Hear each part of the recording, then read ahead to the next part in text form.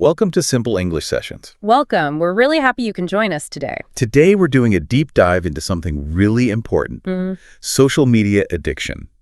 Now, when we say addiction, what do we mean? Good question.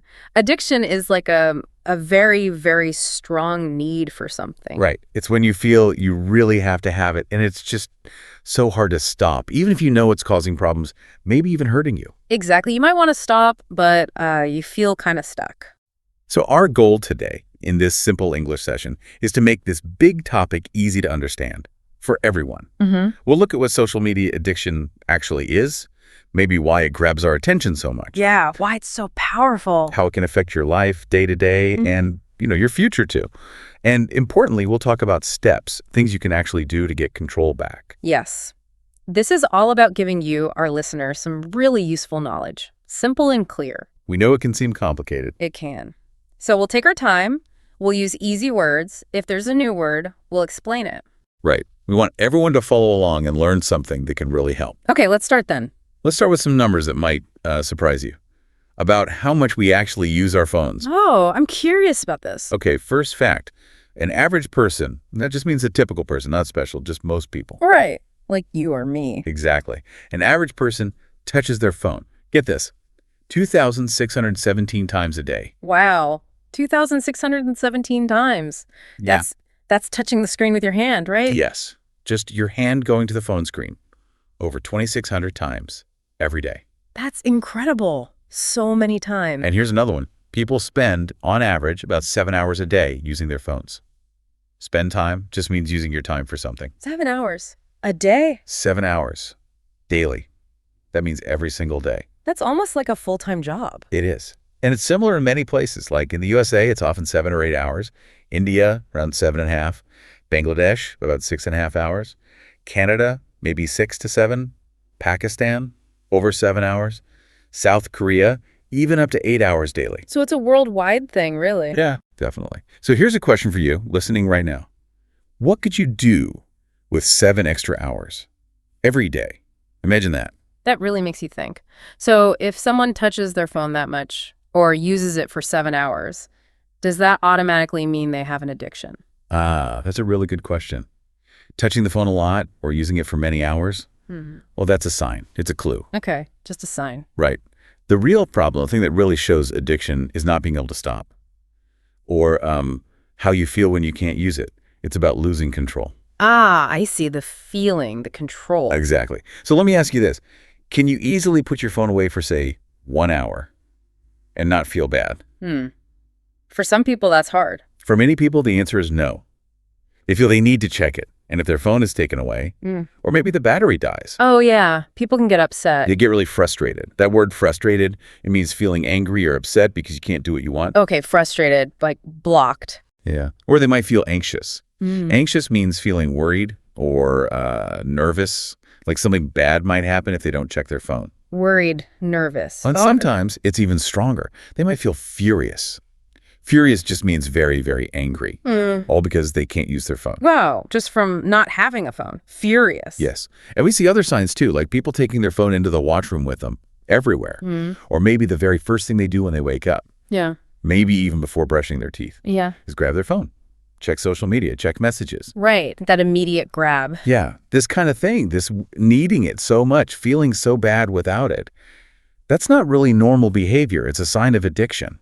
So addiction, again, means you need it very much, and you can't easily stop, even if it's bad for you. Exactly that. It starts to control you. What's fascinating here is that it's not just using the phone, but the feeling when you can't, right? That emotional reaction. Precisely. The feeling, the lack of control. This raises an important question, then. What happens to a person's life when they spend so much time on their phone? When this addiction takes hold? Right. That's the next big thing to understand. How does this actually hurt our lives? Yeah. Because it really can. Many parts of life start to suffer. Suffer. What does that mean exactly? To suffer just means having problems or experiencing pain or negative effects because of something. Things get worse. Okay. So life gets worse in some ways. How? Well, let's look at a few areas. First, think about studies and work. If you're a student, your schoolwork might suffer. It's hard to focus in class, hard to study. Too distracted. Totally. You just don't have the time or the mental energy. And if you have a job, Your career could be at risk. Mhm. It's hard to concentrate on tasks. Your productivity goes down. Productivity, you've explained that word before. It's how much good work you get done. Exactly. You get less good work done because you're always checking your phone, scrolling. So work suffers, studies suffer. What else? Your personal life takes a big hit, too. Hobbies, for example. Hobbies are things you love to do for fun, right? Like playing music or painting or sports. Yeah, things that make life enjoyable. Right. Those start to disappear. There's just no time. You might even forget your passion. A passion is something you feel really, really strongly about, something you love doing deeply. Like a deep interest or love for something. Yes. And when you lose time for hobbies and passions, you often stop working on your dreams, too, your big goals in life. Wow. So it affects dreams as well. It does. If you run a business, it might struggle. Your mind itself can feel weaker.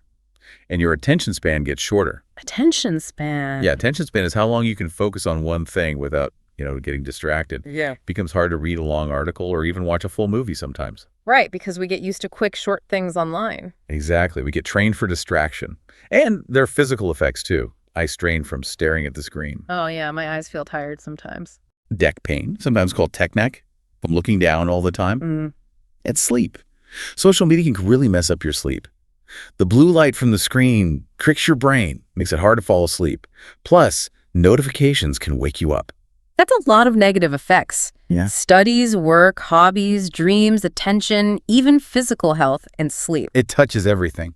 If we connect this to the bigger picture, it really sounds like people are losing control over very important parts of their lives. What stands out to you most about these negative effects? Can you maybe give a simple example of how a hobby might disappear, like really disappear? Sure. Let's take your example of someone who loved playing guitar. Maybe they played every day after work. It was their way to relax, to be creative. Okay. They loved it. Yeah. But then they started spending more time on their phone, just checking social media for a few minutes. Yeah. Then it became longer. Soon, whenever they had free time, it's to pick up the guitar. They picked up the phone. Exactly. It became automatic. And slowly, day by day, they played the guitar less. Maybe they forgot some songs. Their fingers weren't used to it anymore. And that love, that passion for playing, it just faded away. Wow. It wasn't a sudden stop, but a slow fading. Right. Social media addiction steals your time, it steals your energy, and it steals your life bit by bit. And it's not just, regular people.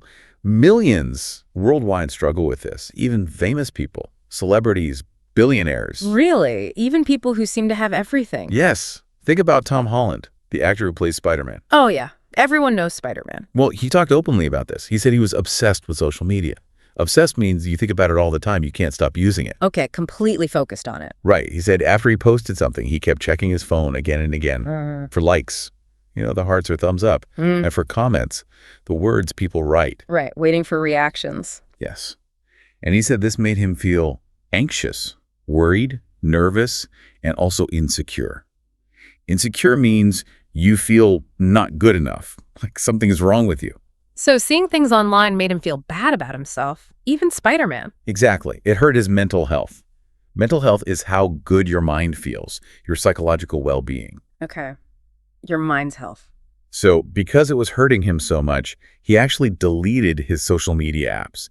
He stopped using them to protect his mental health. That's a powerful example. What's fascinating here is that even successful people like Tom Holland struggle. This really raises an important question. Why does this happen? What makes social media so powerful that it can hook us like this, make us feel anxious or insecure? That is the million-dollar question, isn't it? Why is it so addictive? Well, there are a few big reasons based on science and how these apps are made. Okay, let's break it down. What's the first reason? The first big reason is something called the comparison trap. You know what a trap is, right? Yeah. Something that catches you and holds you. Yeah, like a mouse trap. Yeah. Hard to get out of. Exactly. So when you open social media, what do you usually see? People having fun, traveling, showing off nice things. Right. People on amazing holidays, maybe showing a new car, pictures of a perfect relationship, celebrating big successes. The highlights. Yeah, the highlights. And what happens in your brain? You automatically start to compare your life to what you see. You think, wow, they're doing so much. Why isn't my life like that? I see. You compare your normal life to their best moments. Precisely. And that makes you feel bad. You feel like you're not doing enough, not good enough. Your life seems maybe boring in comparison. Yeah, is what we see always real? That's the key. Here's the truth. A lot of social media is, well, kind of fake. People only show their best moments, not their problems, not their bad days. Right. They edit life. They do. They use filters.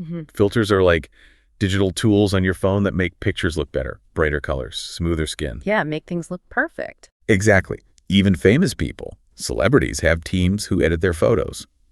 But our brain doesn't always know that. Our brain sees the perfect picture and believes it. So the brain gets tricked into feeling bad. Yes, it makes you feel not good enough. And then what often happens when you feel bad? Maybe you want a distraction. Right. You scroll more, looking for something fun, something to make you feel better, but it often just pulls you deeper into the trap. So the comparison trap makes us feel bad, and then we use social media more to escape that feeling, but it just makes it worse. Wow. What's another big reason we get hooked? Okay, the second huge reason is dopamine addiction. Let me ask you something. Can you easily watch, say, a 30-minute video that teaches you something, like an educational video, without getting bored? Honestly, sometimes that's hard. My mind wanders. Right. Most people find that difficult, but could you watch 30 short videos, each maybe 1 minute long, like TikToks or Reels? Oh, yeah. That's easy. I could watch those for hours. Exactly. Why? It's because of a chemical in your brain called dopamine. Dopamine. I've heard that word. It's like a happy chemical. Kind of. Dopamine is a natural chemical, a substance in your body that makes you feel good. It gives you a little bit of pleasure, a reward feeling. Okay. When do we normally get dopamine? You get it when you eat food you really love, or when you achieve a goal, or when you get a nice surprise. And you also get it when you get a like or a comment on your social media post. So social media gives us dopamine hits. Yes. And the companies that make these apps, they know this. They hack this system. To hack means they find a clever way to use it for their benefit. How do they hack it? They design the apps to give you small dopamine rewards very fast, again and again. A notification sound, ping, little dopamine boost. A new like, ping, dopamine. A new comment, ping, dopamine. So lots of tiny rewards all the time. Exactly. Every time you scroll and see something new or funny or surprising, your brain gets a small hit of dopamine. It feels good, so you want to do it again. Like eating one potato chip. You want another one? Perfect analogy. And just like someone addicted to drugs needs more drugs to feel good, your brain starts needing more scrolling, more videos, more likes to get that same feeling. Wow. So it trains our brain. It does. Yeah. And research actually says social media is designed to be as addictive as gambling. You know, gambling. Yeah. Like playing slot machines in a casino. Yeah, where you pull a lever and hope to win money. It's Yeah. very addictive for some people. Right. Well, when you pull down your phone screen to refresh your feed, waiting to see what new posts appear, your brain acts like that gambler pulling a lever. You don't know what you'll get. Maybe something amazing. Maybe nothing. That excitement, that not knowing, that's what keeps you hooked. Hooked means addicted, caught. What's fascinating here is the connection to gambling. That uncertainty is part of the addiction. So our brains are getting these quick, small, unpredictable rewards. Why aren't we addicted to things like studying then? Or exercise? Don't they give rewards too? That's a really great question. Why good habits are hard and bad habits are easy. Well, things like studying, exercise, meditation, they give slow rewards. The benefits come later, not right away. Okay. Slow rewards. If you study today, you don't become a genius today. The success comes maybe weeks or months later. If you exercise today, you don't get super fit today. It takes time. Right. The reward is delayed. But social media, it gives instant pleasure, instant fun, instant dopamine. Instant means right now, immediately. Fast reward versus slow reward. Exactly. Your brain is naturally drawn to the instant, easy reward. Social media basically tricks your brain into choosing the fast fun over the harder work that leads to long-term success and happiness. It sounds like the people who create social media are very smart about how our brains work. They really understand this stuff. Is this addictive design by accident, or do they do it on purpose? Oh, it's definitely on purpose. And that's the third big reason. Social media is designed to be addictive. It's not your fault you get hooked. Not my fault. Well, it's not entirely your fault, because there are literally genius people, super smart engineers, psychologists who study the mind, data scientists who study information working every single day to figure out how to keep you addicted. Wow. Teams of smart people trying to keep me scrolling. Yes. It's their job. How do they do it? One way is with algorithms. An algorithm is like a set of computer rules that decides what to show you next. Okay, like a recipe for the app. Kind of. Yeah. If you watch one type of video, the algorithm learns that and immediately shows you another similar video to keep you watching. Mm-hmm. It learns what I like. Right. Recommendations are similar. If you like a post, it shows you more posts like that.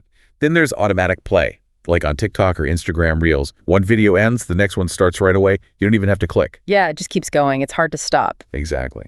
All these things, algorithms, recommendations, autoplay, endless scrolling, notifications, they're all designed to control your attention, to keep you looking at the screen. Control my attention so they can make money. That's the bottom line. Yeah. It's their profit. Profit is the money they make. But while they gain profit, it's your loss. Your time is gone, your energy is wasted, your focus gets destroyed, and your real life, well, it can start slipping away. That's quite sobering, actually, knowing it's designed that way. It is. But knowing is the first step to taking back control. Which brings us to the big question. How can we escape? How can we break free? Break free means become free from something that holds you. Yes, the solutions. What can people actually do? Okay, don't worry. It might seem hard, but there are clear steps you can take, practical things. Good. Let's hear them. Step 1, understand social media is a trap. This is the foundation. You have to really get it deep down. These apps are built to keep you stuck for hours. Why? Or the ads, right? Advertisements. Exactly. They make money from ads, advertisements, the more you stay. Your attention is what they sell. So before you pick up your phone, just pause. Ask yourself, am I using this app or is this app using me? That's a powerful question. Am I in control or is the app in control? Right. If you feel it's controlling you, it's time for a change. What's fascinating here is that this first step is all about thinking, changing your mindset. So after that realization, what's the first physical thing someone can do with their phone? Great question. The most impactful first action is step 2. Turn off notifications. Think about it. How many times does your phone beep or buzz in a day? Oh, constantly. Messages, likes, news. Yeah. Each notification, that little message saying something new happened, pulls your attention away instantly. Breaks your focus. Totally. Yeah. And research shows once your focus is broken, it takes about 23 minutes to get back to full concentration. Fully concentrate means focus completely. 23 minutes, just from one notification. On average, yes. So if you get notifications all the time, you're basically never fully focused. Wow, that explains a lot. So the action is simple. Go to your phone settings right now if you can. Find notifications, turn them off for Instagram, Facebook, YouTube, TikTok. All of them. You don't need to know everything instantly. Just turn off the sounds and the pop-ups for those apps. Yes. This one step can seriously save you hours and help you get your focus back. Okay, that makes sense. Cut off the interruptions. But what about just picking up the phone out of habit? Even with no notification. That automatic reach. Ah, yes, the habit loop. Yeah. That's where step 3, use the 5-second rule, comes in. It's so common to just grab the phone without thinking. Muscle memory. Exactly. So here's a trick. The moment you feel that urge to check social media, just stop, count backward in your head. 5, 4, 3, 2, 1. Okay, count down from 5, then what? Then ask yourself, do I really need to open this app right now, or is this just a habit? Ah, the pause gives you a chance to think. Yes. That tiny 5-second gap lets your thinking brain catch up with the automatic habit. And most times you'll realize, no, I don't actually need it right now. It gives you back the choice. That's a very simple and smart trick. I like that. Okay, so we've turned off notifications. We're using the 5-second rule. But what if someone still finds themselves scrolling for way too long once they do open the app? That definitely happens. Which leads us to step 4. Set time limits for social media. Remember those numbers? Average 7 hours a day. Yeah, 7 hours, which was 210 hours a month. Exactly. 210 hours a month. And that's over 2,500 hours a year, which works out to, wait, let me recheck my earlier math. 7 hours a day is 35 hours a week, 140 hours a month. 140 hours a month. Okay. Which is 1,680 hours a year. Yeah. Yeah, 1,680 hours. It's still a huge number. It is. And 1,680 hours is 70 full days. 70 days of your life every year gone. 70 days. Wow. What could you do with 70 extra days? Anything. Learn a language, start a business, travel, get fit. So the action here is decide how much time is okay for you on social media each day. Maybe 30 minutes, an hour? Set a personal limit. Yes. And then use a tool. Set a timer on your phone. Or even better, use the built-in features like screen time on iPhone or digital well-being on Android to set limits for specific apps. Oh, those tools that block the app after the time is up. Exactly. You can also download special app blocker apps that do this. Okay. They stop you from using the app after your time limit. It takes the willpower out of it. Okay, setting limits and using tools to enforce them, that's practical. But if someone cuts down their social media time, they might feel bored. Like, what do I do now? That is such an important point Mm-hmm. because boredom is a huge trigger. So that brings us to step 5. Replace social media with real life. You can't just take something away. You need to fill that space with something better. Right. Fill the gap. People often use social media because they're bored. They feel they have nothing interesting to do. The solution: fill your life with real activities, things that actually nourish you. Like what? What kind of real activities? Well, go outside, take a walk, go to a park, just sit outside. Nature helps. Get some fresh air. Read books. Books give you knowledge, new ideas. They engage your brain differently. Yeah, deeper engagement. Learn something new, a language, cooking, an instrument, a skill for work. Use that time to grow. Invest in yourself. Talk to real people. Call a friend. Visit family. Have a real conversation, face-to-face if possible. Real connection? Exercise, move your body, walk, run, dance, anything. It's so good for your mood and energy. Definitely. Feel better physically and mentally. The more real, fulfilling activities you add to your life, the less you'll even feel the need for social media. Your life gets richer on its own. This is a great idea. Filling life with positive things makes perfect sense.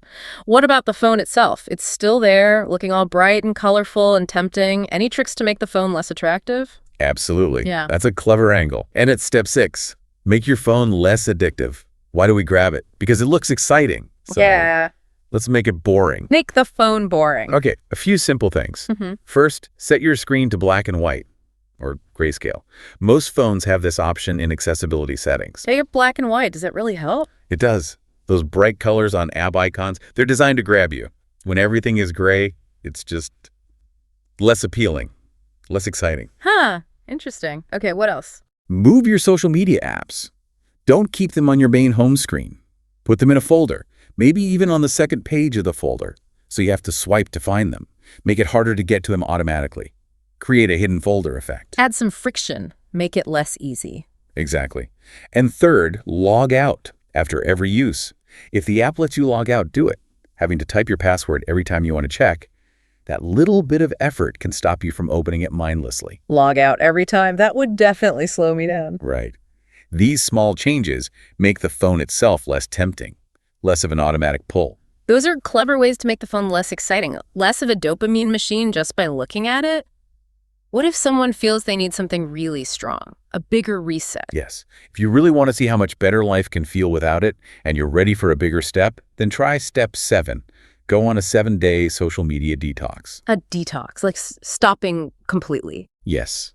A detox is when you stop using something that might be bad for you for a period to let your system clean out and recover. So this is a social media detox for 7 days, 1 full week. Okay, what's the action? The action is delete the apps. Remove them completely from your phone for those 7 days. Don't just hide them, delete them. Wow, delete them. That's serious. It is, but it's powerful. For those 7 days, you focus entirely on real life. All those things we just talked about. Spend time with family. Yeah. Work on your goals, the things you want to achieve. Sleep better, read, exercise. Just be present in the world around you.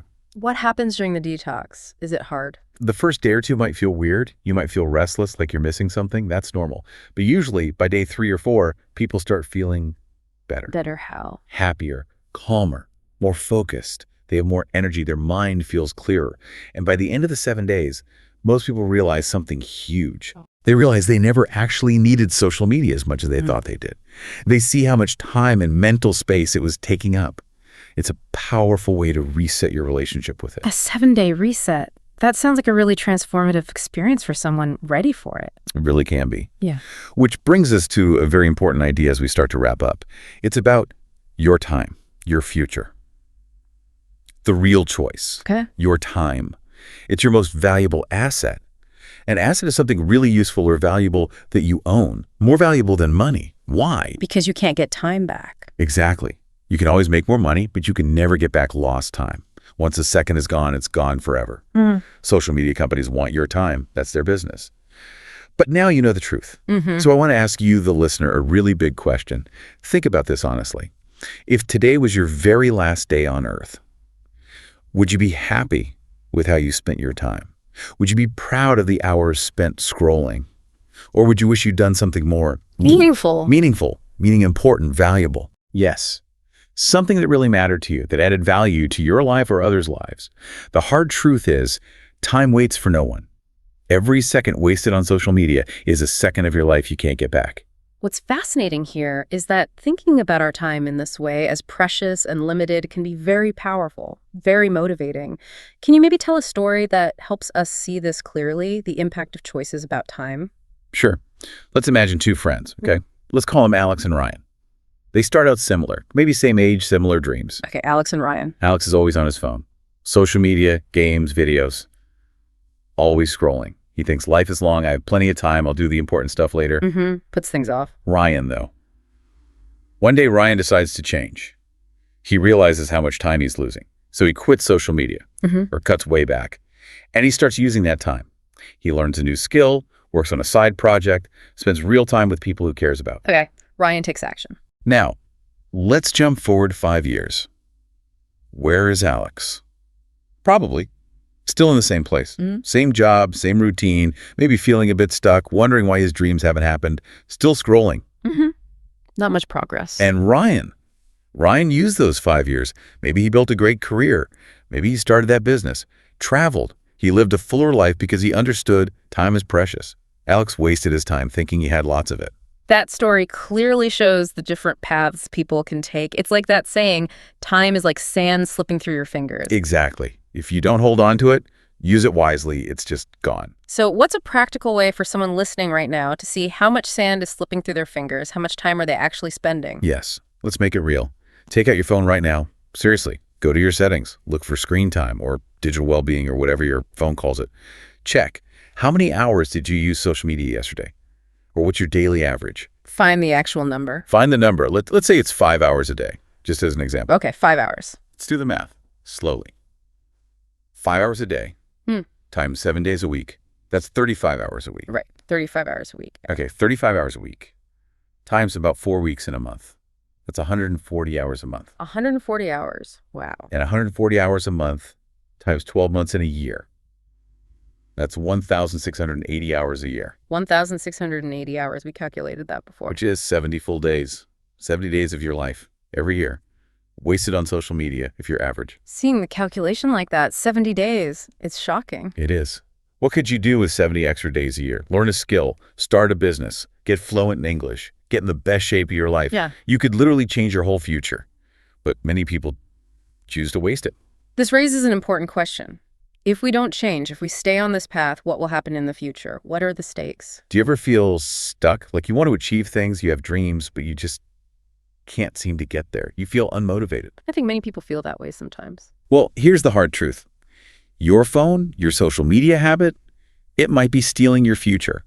Every hour you spend scrolling is an hour you didn't spend working on your life. An hour you didn't invest in yourself. Exactly. So if you don't change your habits today, in 5 years, you'll likely be in the same place, still feeling stuck, still wishing things were different, just older. But imagine the alternative. Imagine waking up tomorrow without grabbing your phone. Imagine having clear goals, real motivation, focus. Imagine learning, growing, building. Imagine not being controlled by notifications and likes. That life is possible. It really is. But only if you take action. So it really comes down to a choice, a fundamental choice we make every day, maybe every hour. What are those choices? Laid out clearly. Okay. All of everything we've discussed, you, the listener, have 2 choices right now. Choice 1, keep doing what you're doing. Keep wasting your precious time on social media. Keep scrolling. Keep feeling unmotivated. Keep living the same life, watching other people live theirs online. Okay, that's one path, the easy path maybe. And choice 2, take control right now. Decide your life is more important than scrolling. Delete the apps you don't truly need. Start using your time wisely. Focus on your goals, your dreams, your health, your real relationships, your future. The harder path, perhaps, but the more rewarding one? The choice is 100% yours. No one else can make it for you. And one day you'll look back. You'll ask yourself, did I live my life? Or did I just scroll through it? Did I chase my dreams or just watch others? Did I use my time well or did I let social media steal it? The time to decide, the time to change is Now W, not tomorrow, not next week, not someday, right now. So the question is, what will you do today? Will you keep letting time slip away, or will you start building the life you truly want? Remember, your journey to taking control, to being well-informed, it starts with just one small step, a simple step. We really hope you'll think about these ideas and make a change that truly matters for you. Thank you so much for joining us on this deep dive into understanding and overcoming social media addiction. We really hope this simple English session was helpful for you.